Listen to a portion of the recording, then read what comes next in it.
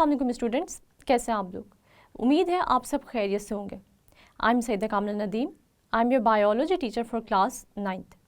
Today we are going to discuss individual level and population level. Students, अपने पिछले lecture में हम लोग ने डिस्कस किया था organ and organ system level को। हमने ये पढ़ा था कि जब भी डिफरेंट टिश्यूज़ आपस में असेंबल करते हैं जिनका के रिलेटेड फंक्शन होता है, वो बनाते हैं एक ऑर्गन। और जब यही डिफरेंट ऑर्गन्स मिलते हैं तो ऑर्गन सिस्टम्स बनते हैं। आज हम पढ़ने जा रहे हैं इंडिविजुअल लेवल को, जो कि इन ऑर्गन्स और ऑर्गन सिस्टम से ही मिलकर बनता है। यानी अगर हम ऑर्गेनिज्म या इंडिविजुअल लेवल को डिफ़ाइन करना चाहें तो हम इसको कुछ ऐसे डिफ़ाइन कर सकते हैं। Different organs and organ systems assemble together to form an individual. यानी जब भी डिफरेंट ऑर्गन्स और ऑर्गन सिस्टम्स कंबाइन करते हैं तो वो एक कंप्लीट ऑर्गेनिज्म को जन्म देते हैं। हम ये देखते हैं कि जितने भी इंडिविजुअल्स हों, चाहे वो प्लांट हो, एनिमल्स हो या कोई भी माइक्रो ऑर्गेनिज्म हो, इनमें मौजूद डिफरेंट ऑर्गन्स और ऑर्गन सिस्टम्स आपस में वेल कोऑर्डिनेटेड होते हैं। यानी इसका मतलब ये हुआ कि एक ऑर्गन सिस्टम दूसरे ऑर्गन सिस्टम को सपोर्ट प्रोवाइड करता है और इस तरह के कोई भी इंडिविजुअल अपनी कोई भी एक्टिविटी परफॉर्म करने के काबिल होता है। स्टूडेंट्स, इसकी एग्जांपल हम यूँ ले सकते हैं कि ये कोऑर्डिनेशन किसी भी एनिमल में अगर हम देखें तो ये दो सिस्टम्स के थ्रू होती है। यानी एक होती है नर्वस कोऑर्डिनेशन और एक होती है केमिकल कोऑर्डिनेशन।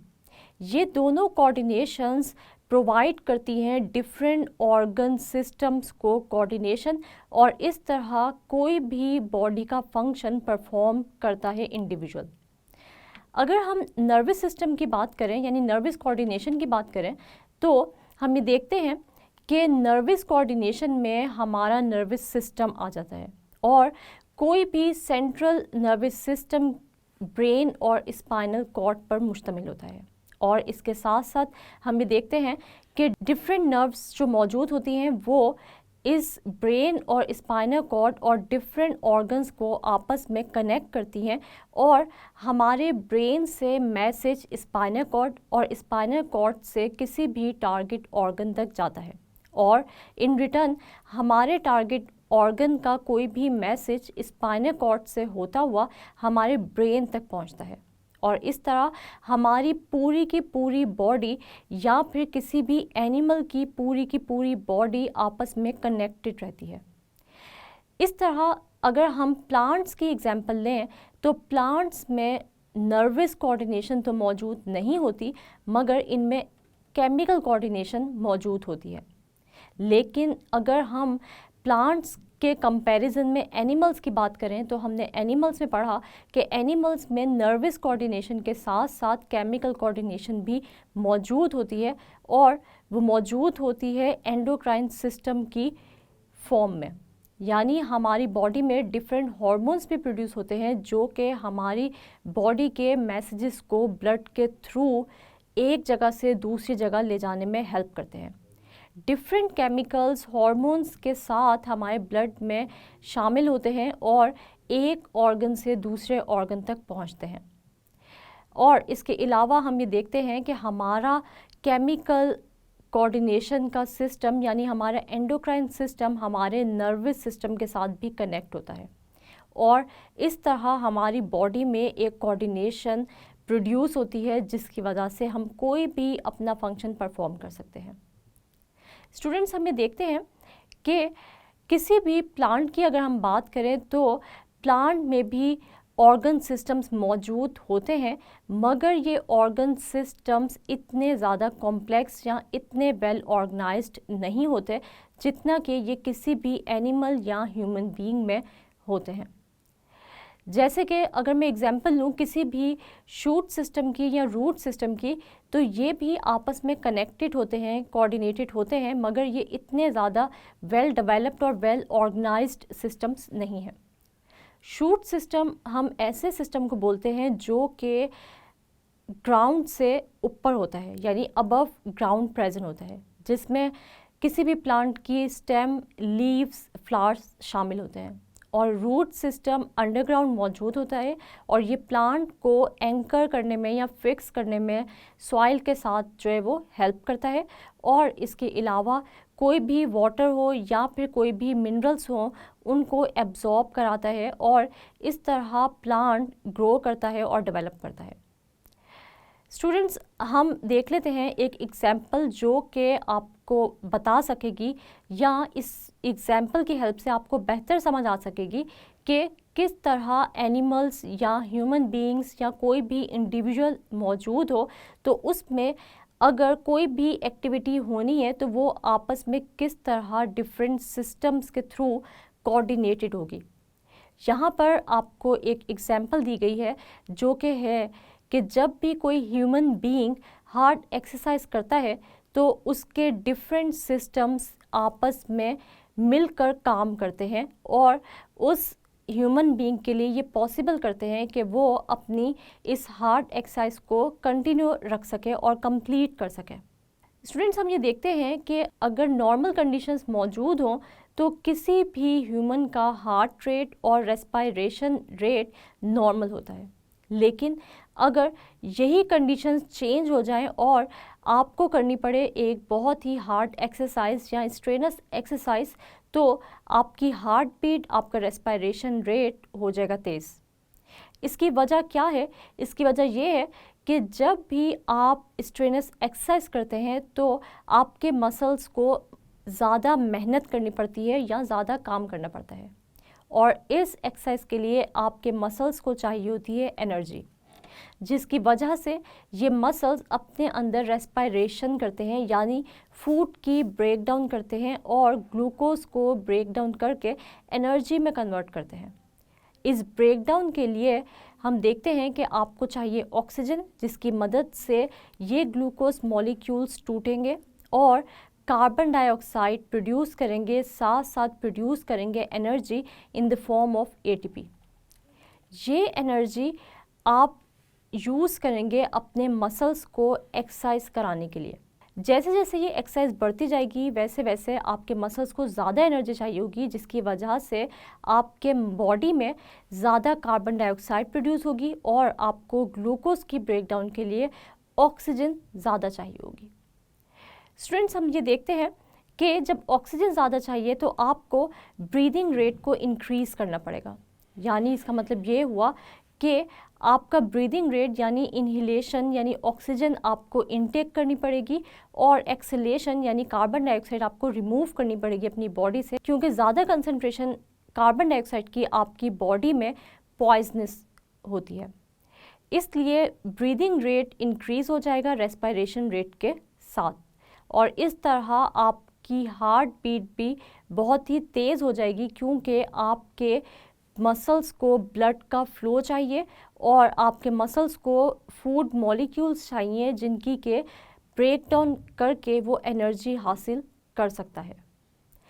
तो स्टूडेंट्स, इस तरह हमें ये पता चला कि जब भी आप कोई भी एक्सरसाइज करेंगे तो आपके सारे के सारे सिस्टम्स आपस में कोऑर्डिनेट करेंगे तो आप एक्सरसाइज कंप्लीट कर सकते हैं।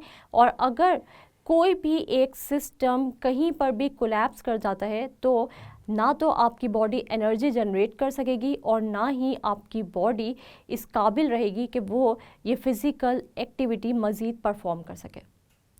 इसी तरह अगर हम ये देखें कि आप नॉर्मल कंडीशंस में तो बिल्कुल नॉर्मल बिहेव करते हैं और आपकी हार्ट बीट, आपका ब्रीदिंग रेट, आपके रेस्पिरेशन रेट, ये सब चीज़ें कंट्रोल में होती हैं। लेकिन अगर आपको कोई भी स्ट्रेस कंडीशन का सामना करना पड़े, जैसे अगर कोई भी फाइट की कंडीशन आ जाती है, तो आपका ना सिर्फ नर्वस सिस्टम बल्कि एंडोक्राइन सिस्टम यानी केमिकल कोऑर्डिनेशन भी एक्टिवेट हो जाएगी। और हम ये देखते हैं कि इस फाइट कंडीशन या स्ट्रेस कंडीशन या गुस्से की हालत को कंट्रोल करने के लिए आपके एंडोक्राइन सिस्टम से रिलीज़ होंगे हार्मोन्स और इन हार्मोन में एक बहुत ही इम्पॉर्टेंट हार्मोन है जिसको हम कहते हैं एड्रेनलिन, और ये हार्मोन आपकी स्ट्रेस कंडीशन को कंट्रोल करने में बहुत ही इम्पॉर्टेंट रोल प्ले करेगा। हम ये देखते हैं कि आपके स्ट्रेस कंडीशन में आपके डिफरेंट ऑर्गन सिस्टम्स आपस में कोऑर्डिनेट करेंगे और आपके स्ट्रेस कंडीशन को कंट्रोल करेंगे। इसका मतलब ये हुआ कि इंडिविजुअल जो कि डिफरेंट ऑर्गन्स और ऑर्गन सिस्टम से बना होता है, इन ऑर्गन सिस्टम्स में कोऑर्डिनेशन का होना भी बहुत ही ज़रूरी है। चाहे अगर हम ये बात करें कि हम में कोई भी एक्टिविटी हो रही है, चाहे वो एक्सरसाइज की हम एग्जांपल लें, चाहे हम किसी भी स्ट्रेस कंडीशन को फेस कर रहे हों, चाहे हम कोई भी डाइजेशन ऑफ फूड कर रहे हों, या किसी किस्म का भी हम में कोई भी केमिकल रिएक्शन हो रहा होगा, तो ये सारे के सारे ऑर्गन्स और ऑर्गन सिस्टम्स जब तक आपस में कोऑर्डिनेट नहीं होंगे तब तक कोई भी इंडिविजुअल अपनी एक्टिविटी परफॉर्म नहीं कर सकता। स्टूडेंट्स, अब हम देख लेते हैं कि पॉपुलेशन लेवल क्या होता है। हम देखते हैं कि पॉपुलेशन लेवल को हम कैसे डिफाइन कर सकते हैं। When different individuals of same species live together in the same area at the same time, it forms a population। यानी हम ये देखते हैं कि जब भी कोई भी ग्रुप ऑफ ऑर्गेनिजम्स एक जगह पर एक ही टाइम पर रह रहा है और उसका ताल्लुक एक ही स्पीशीज से है, तो उसको हम कहते हैं पॉपुलेशन। पहले पॉपुलेशन को जानने से पहले डिटेल में हम ये देख लेते हैं कि स्पीशीज क्या होती है। हम देखते हैं कि species is a group of organisms which can interbreed with one another and produce fertile offspring. Species हम ऐसे ग्रुप ऑफ ऑर्गेनिजम्स को कहते हैं जो आपस में इंटरब्रीड कर सकते हैं, यानी कि हम ये देखते हैं कि ये आपस में मीटिंग कर सकते हैं और ये जो ऑफस्प्रिंग प्रोड्यूस करेंगे, यानी नेक्स्ट जनरेशन जो प्रोड्यूस करेंगे, वो हमेशा फर्टाइल होगी। यानी कि इस न्यू जनरेशन में या न्यू ऑफस्प्रिंग में ये कैपेबिलिटी होगी कि ये अपने से नई जनरेशन प्रोड्यूस कर सकें या अपने न्यू ऑफस्प्रिंग्स प्रोड्यूस कर सकें। अगर ये इनफर्टाइल ऑफस्प्रिंग प्रोड्यूस होगा तो इसका मतलब ये हुआ कि नेक्स्ट जनरेशन कभी भी प्रोड्यूस नहीं हो सकती इस इंडिविजुअल से। तो स्पीशीज़ हम हमेशा ऐसे ग्रुप को कहते हैं जो कि ऐसे इंडिविजुअल्स को प्रोड्यूस करता है जो कि फर्टाइल होते हैं। स्टूडेंट्स, हम ये देखते हैं कि अगर हम पॉपुलेशन की बात करें और हमने किसी भी जगह की पॉपुलेशन को मेजर करना है, तो हम किसी भी एरिया को स्पेसिफाई करके उस एरिया की पॉपुलेशन को मेजर कर सकते हैं। अब ये एरिया कोई भी एक आइलैंड भी हो सकता है, एक सिटी भी हो सकती है, एक कंट्री भी हो सकती है, या फिर एक टाउन भी हो सकता है। इसका मतलब ये हुआ कि जब भी हम किसी भी स्पीशीज़ की पॉपुलेशन को काउंट करना चाहेंगे या ये अंदाज़ा लगाना चाहेंगे कि इस स्पीशीज़ की कितनी पॉपुलेशन है, तो सबसे पहले तो हम एक लिमिट तय करेंगे कि हम किस एरिया तक इस स्पीशीज़ को देखेंगे कि इस स्पीशीज़ की क्या पॉपुलेशन है। हम देखते हैं कि अगर हम किसी भी लिमिट के बगैर पॉपुलेशंस को मेजर करना शुरू कर देंगे तो हमारा डाटा कभी भी एक जगह पर इजीली इकट्ठा नहीं हो सकता। इसलिए हम करते क्या है कि हम पहले छोटे छोटे एरियाज़ में देखते हैं कि क्या ये स्पीशीज़ मौजूद है या नहीं। अगर वो स्पीशीज़ मौजूद होती है तो हम एरिया वाइज पहले देखते हैं कि इस स्पीशीज़ की कितनी पॉपुलेशन मौजूद है। फिर हम ये देखेंगे कि किस सिटी, किस टाउन या किस कंट्री या दुनिया में डिफरेंट कंट्रीज़ में ये स्पीशीज़ मौजूद है या नहीं, और अगर हैं तो हम उसके बाद डिफरेंट कंट्रीज़ में इन स्पीशीज़ की पॉपुलेशन को मेजर करेंगे। स्टूडेंट्स, अगर हम ये देखें कि क्या कोई भी स्पीशीज़ हर जगह मौजूद होती है या नहीं, तो बहुत सारी स्पीशीज़ ऐसी हैं जो कि एक specific area of the earth पर पाई जाती हैं। यानी इसका मतलब ये हुआ कि किसी भी स्पीशीज़ की पॉपुलेशन डिपेंड करती है उस जगह के क्लाइमेट पर और डिफरेंट फिज़िकल कंडीशंस पर जो कि उस स्पीशीज़ को अवेलेबल होती है। अगर ये कंडीशंस उस स्पीशीज़ के लिए फेवरेबल हैं तो ये स्पीशीज़ वहाँ पर मज़ीद अपनी जो नई ऑफस्प्रिंग्स है उनको प्रोड्यूस करेगी, और अगर ये कंडीशंस फेवरेबल नहीं होंगी तो इसका मतलब ये हुआ कि स्पीशीज़ जल्द ही एक्सटिंक्ट हो जाएगी, यानी कि इस दुनिया से नापैद हो जाएगी। इसलिए किसी भी एरिया पर मौजूद कोई भी स्पीशीज़ को अगर हमने ये देखना है कि क्या ये यहाँ मौजूद है, तो हमें उसकी काउंटिंग करनी पड़ेगी, यानी पॉपुलेशन उसकी मेजर करनी पड़ेगी। और ये डिपेंड करता है वो स्पीशीज़ किसी भी एरिया में पाई जा रही है या नहीं, तो ये डिपेंड करता है वहाँ की फ़िज़िकल कंडीशंस पर। जैसे हम देखते हैं कि बहुत सारी स्पीशीज़ दुनिया में ऐसी हैं जो हर जगह मौजूद होती हैं। जैसे अगर हम माइस की बात करें या कैट्स की बात करें या डॉग्स की बात करें, तो हम ये देखते हैं कि इनकी डिफरेंट स्पीशीज़ पूरी दुनिया में फैली हुई हैं, और हम हर दुनिया के एरिया को लेकर एक लिमिट डिसाइड करते हैं और उस लिमिटेड एरिया की पॉपुलेशन को इकट्ठा करके उसको मेजर करते हैं।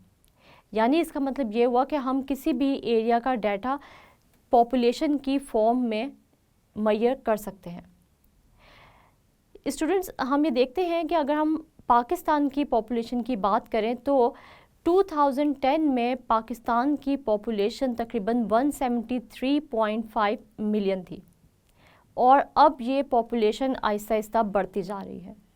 हम देखते हैं कि पॉपुलेशन बढ़ने से बहुत सारे नुकसानात का भी हमें सामना करना पड़ रहा है। जिस तरह दुनिया की पॉपुलेशन आहिस्ता आहिस्ता बढ़ती जा रही है, वैसे वैसे हम देखते हैं कि फैसिलिटीज़ में भी कमी आती जा रही है। फूड शॉर्टेज का हमें सामना करना पड़ रहा है। इसके अलावा पॉपुलेशन के बढ़ने के साथ साथ पोल्यूशन में भी इजाफा होता जा रहा है।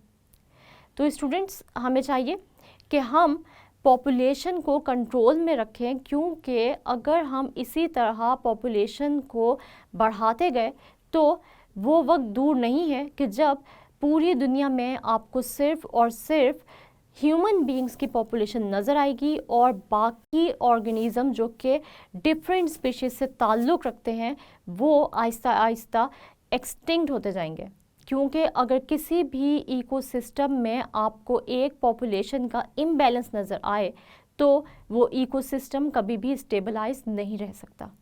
इसका मतलब ये हुआ कि अगर ह्यूमन बीइंग्स की पॉपुलेशन बढ़ती जाएगी तो ह्यूमन बीइंग्स को आहिस्ता आहिस्ता ज़्यादा से ज़्यादा एनिमल्स या प्लांट्स को एज अ फूड यूज़ करने की ज़रूरत पेश आएगी, और हम ये देखेंगे कि आहिस्ता आहिस्ता प्लांट्स की और एनिमल्स की डिफरेंट स्पीशीज़ की पॉपुलेशन में कमी वाक़या हो जाएगी। तो हमें चाहिए कि हम किसी भी इकोसिस्टम में मौजूद डिफरेंट स्पीशीज़ से ताल्लुक़ रखने वाली पॉपुलेशंस को स्टेबलाइज रखें, ताकि हमारा इकोसिस्टम भी स्टेबलाइज रहे और ये अर्थ भी और इसका सिस्टम भी स्मूथली चलता रहे।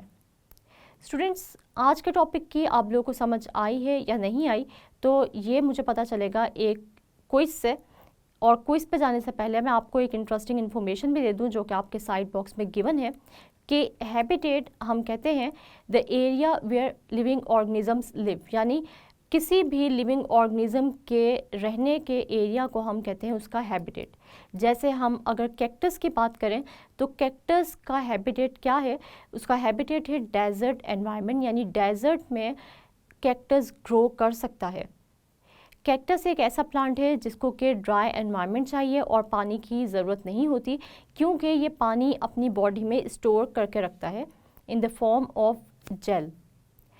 हम देखते हैं स्टूडेंट्स, अब मैं आपसे कुछ क्वेश्चंस करूंगी जो कि एग्ज़ाम पॉइंट ऑफ व्यू से बहुत ही इंपॉर्टेंट है, और अगर आपको इन क्वेश्चंस के आंसर्स नहीं आते तो आपने इनको अपनी बुक पे हाईलाइट कर लेना है और इनके आंसर्स को अच्छे से याद कर लेना है। तो सबसे पहले जो क्वेश्चन मैं आपसे करने जा रही हूँ वो है डिफाइन पॉपुलेशन। तो पॉपुलेशन क्या होती है? पॉपुलेशन हम कहते हैं ग्रुप ऑफ ऑर्गेनिजम्स को जो कि सेम स्पीशीज से ताल्लुक़ रखती हैं and they are living in the same place at the same time, यानी एक ही जगह पर एक ही वक्त में रहने वाली ऑर्गेनिजम्स के ग्रुप को जो कि सेम स्पीशीज से ताल्लुक़ रखती है उसको हम कहते हैं पॉपुलेशन। इसके बाद डिफाइन हैबिटेट। तो हैबिटेट क्या होता है? The area where living organisms live, यानी वो एरिया जहाँ पर कोई भी ऑर्गेनिज्म रहता है उसको हम कहते हैं हैबिटेट। इसके बाद जो क्वेश्चन है वो है इंडिविजुअल लेवल को डिफाइन करें, यानी व्हाट इज़ इंडिविजुअल लेवल या डिफाइन इंडिविजुअल लेवल।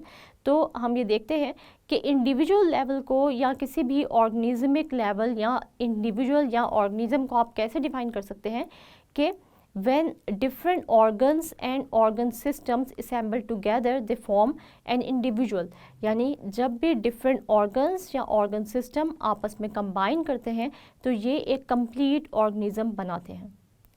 स्टूडेंट्स, आप लोगों ने इस क्विज़ को अच्छे से तैयार कर लेना है और इन क्वेश्चंस के आंसर्स की आपने रिटन प्रैक्टिस भी करनी है। और आपको मैं एक एक्टिविटी भी दे दूं कि इस एक्टिविटी में आप लोगों ने डिफरेंट कंट्रीज़ के नेम्स लिखने हैं टेबल में, और साथ आपने उन कंट्रीज़ के सामने पॉपुलेशंस लिखनी है कि अब तक इन कंट्रीज़ की पॉपुलेशन कितनी हो चुकी है। तो आपने ये एक्टिविटी परफॉर्म करनी है और क्विज़ अपना एग्ज़ाम के पॉइंट ऑफ व्यू से अच्छे से रेडी कर लेना है। बाकी मैं आपको एक और बात बताते चलूँ कि शॉर्ट क्वेश्चंस के अलावा इन टॉपिक से आपसे लॉन्ग क्वेश्चन भी पूछा जा सकता है और MCQs भी आ सकते हैं। जैसे कि अगर लॉन्ग क्वेश्चन की मैं बात करूँ तो आपसे ये क्वेश्चन किया जा सकता है कि write note on individual level या write note on population level. तो इसलिए आपने इन लेवल्स को अच्छे से प्रिपेयर करना है, MCQ wise, short question wise और लॉन्ग क्वेश्चन वाइज। जी स्टूडेंट्स, तो आज हमने डिस्कस किया इंडिविजुअल लेवल को और पॉपुलेशन लेवल को। हमने देखा कि इंडिविजुअल कैसे बनता है या कंप्लीट ऑर्गेनिज्म कैसे बनता है। तो हमें पता है कि जब भी ऑर्गन्स और ऑर्गन सिस्टम्स असेंबल करते हैं तो एक कंप्लीट ऑर्गेनिज्म बनता है। हमने देखा कि ऑर्गेनिज्म में मौजूद जितने भी सिस्टम्स होते हैं वो सब के सब आपस में वेल कोऑर्डिनेटेड होते हैं। अगर इनमें कोऑर्डिनेशन मौजूद ना हो या ये आपस में कनेक्टेड ना हो तो कभी भी कोई भी एक्टिविटी इंडिविजुअल परफॉर्म नहीं कर सकता। इसी तरह हमने पॉपुलेशन को भी डिस्कस किया, जिसमें आप लोगों ने पढ़ा कि सेम स्पीशीज़ से ताल्लुक़ रखने वाले ऑर्गेनिजम्स के ग्रुप जो कि एक वक्त में एक ही जगह पाए जाते हैं उनको हम कहते हैं पॉपुलेशन।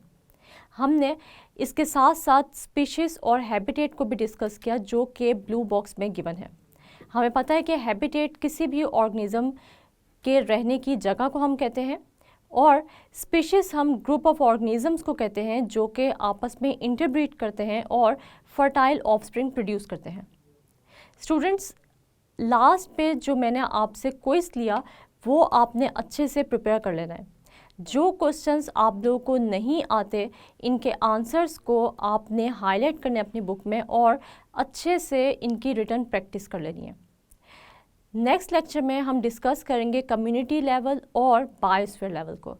तब तक के लिए आप लोगों ने अपना बहुत सारा ख्याल रखना है और मुझे दुआओं में याद रखना है। अल्लाह हाफिज़।